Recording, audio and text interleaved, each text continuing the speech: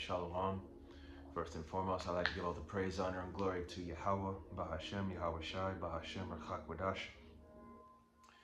Double honors and respect to the elders and to the apostles of Great Millstone. Peace and blessing to all Akim that are preaching and teaching this word with 100% truth and sincerity, and unto the men, women, and children that are listening and learning, and unto the Bayatha Dawadah, the elect house of David that is scattered abroad. I give you my utmost and sincere salutations. So, with the times that we're coming into, once again, Elder Apostle Tahar coined this year the year of sellouts, provocateurs, agents, so on and so forth. So, our integrity in these times is really going to be put to the test. So, I'm going to start off with the book of Luke. It's going to be chapter 16.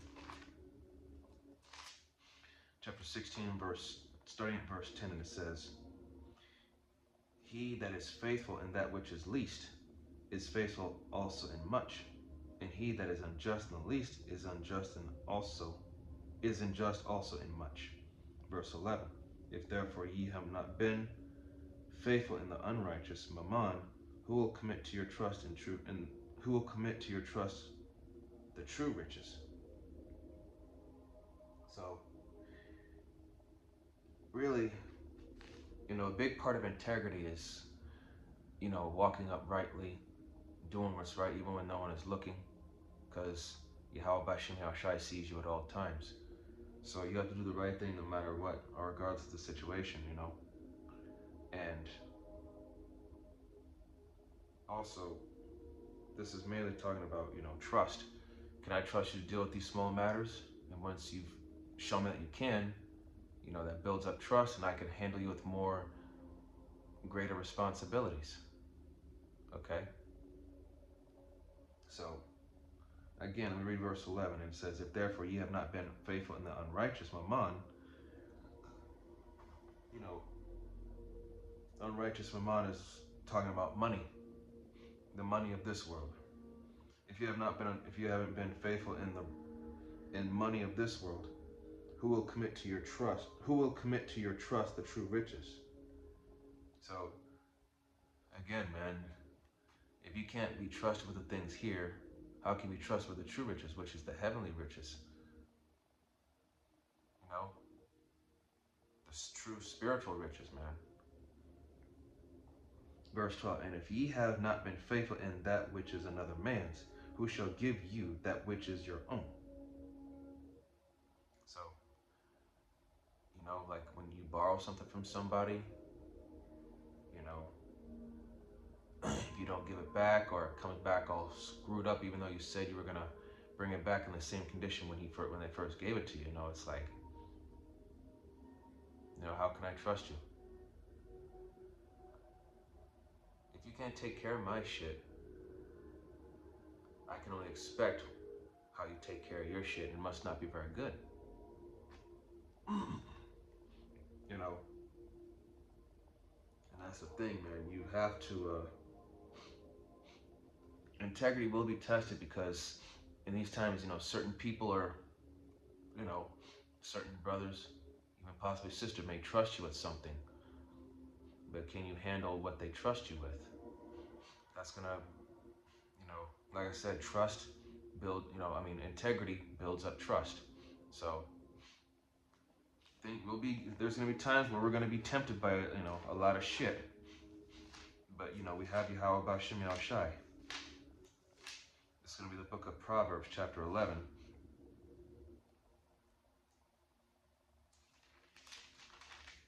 Proverbs 11:3. And it says, "The integrity of the upright shall guide them, but the perverseness of transgressors shall destroy them." So the perverseness, the wicked ways of those who don't abide by these laws, statutes, and commandments, man, shall destroy them. Okay?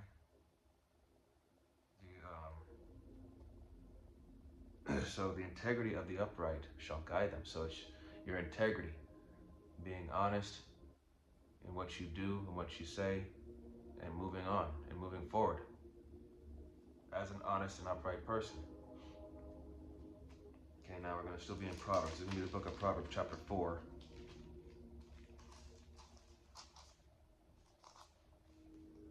Proverbs 4 and 25. It says, let thine eyes look right on, and let thine eyelids look straight before thee.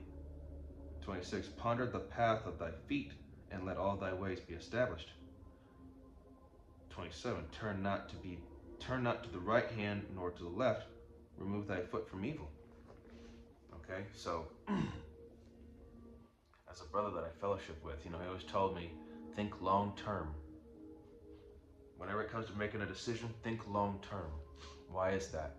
Because you have to think, if I make this decision, this is how it's going to affect me later. Or it may prolong something or delay something. If I do this, okay, I see it, I can, take the path of least resistance, or take the, take the road that's not gonna, have obstacles in the way or cause more problems. And I'm speaking to myself first and foremost when it comes to that. Okay,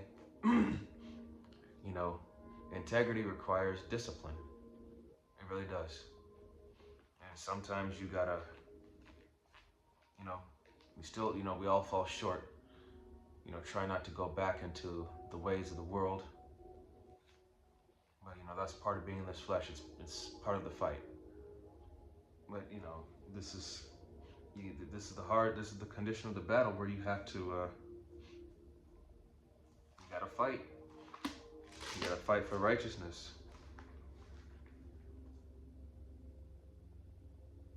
Okay. Let's see.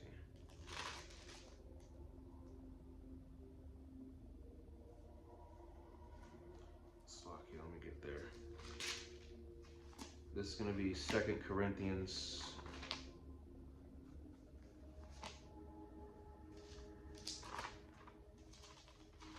Second Corinthians chapter 8.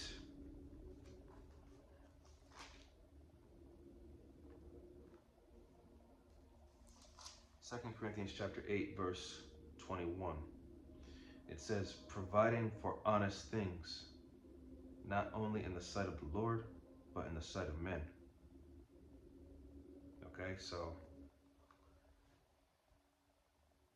don't give people a reason to think otherwise of you. Always walk upright. Not just in the sight of the Lord, but in the sight of men.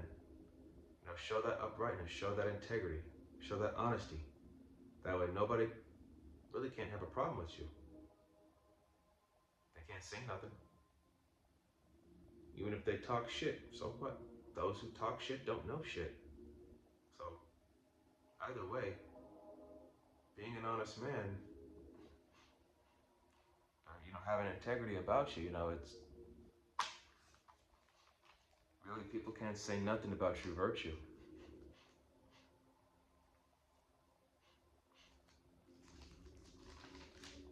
This is going to be the book of Philippians chapter 4, verse 8. It says, Salakia. Philippians chapter 4, verse 8, and it says, finally, brethren, whatsoever things are true, whatsoever things are honest, whatsoever things are just, whatsoever things are pure, whatsoever things are lovely, whatsoever things are of good report, if there be any virtue, and if there be any praise, think on these things. Again, when it comes to making a decision, think long term. Will be the best course of action, will be the best decision to make. And that's how you really should be doing things, thinking logically. Think more about what is necessary rather than what you want.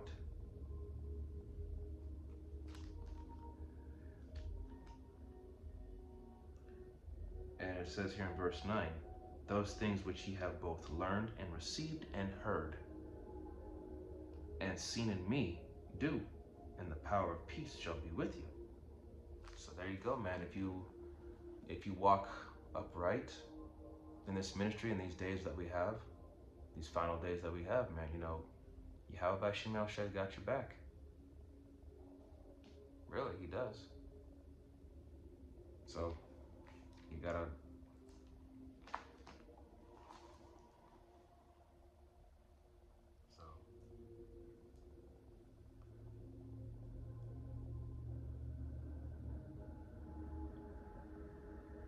let's see if I had any more.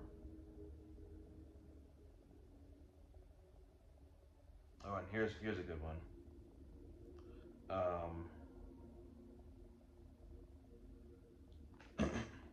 This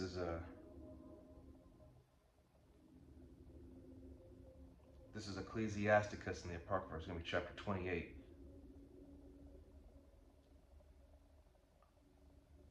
It's going to be verse 13. It says, "Curse the whisperer and double-tongued, for such have destroyed many that were at peace." So again, you know, someone who's a gossiper, double-tongued, a hypocrite. For it says, "For such have destroyed many that were at peace." Verse 14, "A backbiting tongue hath disquieted many, and driven them from nation to nation. Strong cities hath it pulled down, and overthrown the houses of great men." So, you know, a backbiting tongue, a lying tongue, a deceitful tongue, it can destroy you in many ways across the board. Spreading false rumors, gossiping, talking shit. You know, and people, you know, if people are stupid enough to believe, you know, false rumors, you know, they'll act upon it and do things that, you know, that are unnecessary. And it says here, verse 15, "A backbiting tongue hath cast out virtuous women, and deprived them of their labors." Verse 16, "Whoso hearkeneth unto it shall never find rest, and never dwell quietly." So,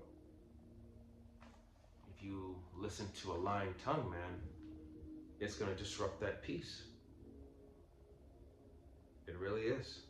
It could disrupt the peace between friends, family, acquaintances, and so on and so forth. So, again, man, integrity will be tested. Honesty will be tested. Actions will be tested. Overall integrity will be tested, because we're in the midst of Jacob's trouble. It's just getting started. This is only the beginning. It hasn't even really gotten bad yet. It really hasn't. So, with that, I hope this was an edifying lesson. And yes, integrity is hard. I speak of myself first and foremost. When I came into this ministry, man, I had very little to no discipline. And, you know, come to find out, you know, Yahweh Shem Shai has had mercy on me this far. You know, I've been in the,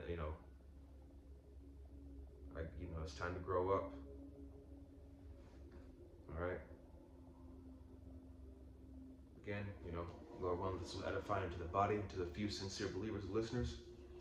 And with closing, I'd like to give all the praise, honor, and glory to Yahweh, Bahashem, Yahweh Shai, Bahashem, Rachak Wadash. Double honors and respect to the elders and to the apostles, the great millstone. Peace and blessing to all Akim that are preaching and teaching this word with 100% truth and sincerity. And unto the men, women, and children that are listening and learning. And unto the Bayath Dawada, the elect house of David that is scattered abroad. I give you my utmost and sincere salutations. See you in the next lesson, Lord willing. Kwam Yasharala, Wa Bababal. Shalom, Barakatam.